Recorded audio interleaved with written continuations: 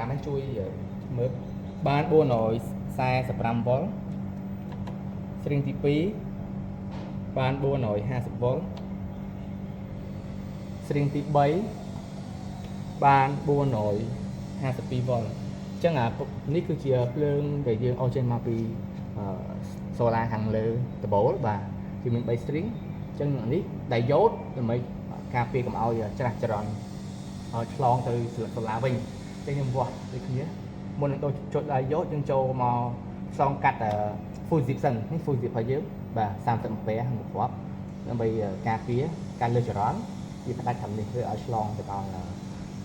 generator របស់យើងអូខេអញ្ចឹងយើងវាស់ string ទី1បាន450 string ទី2 446 string ទី3 452បាទអញ្ចឹងបន្ទាប់ពីយើងវាស់ហើយយើងឃើញដែលយកយើងមានសញ្ញា LED ក្រហមហើយមានភ្លើងចូលហើយបាទអញ្ចឹងយើងមកវាស់ MCB DC នេះម្ដងដើម្បីប្រកាសថាវាមានភ្លើងចូលហើយចេញទៅ inverter ហើយ MCB DC នេះផងដែរ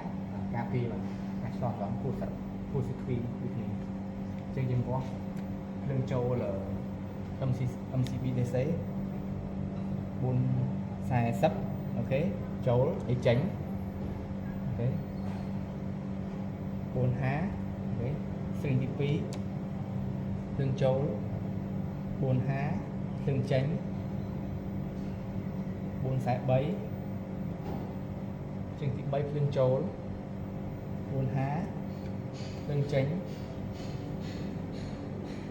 455បាទ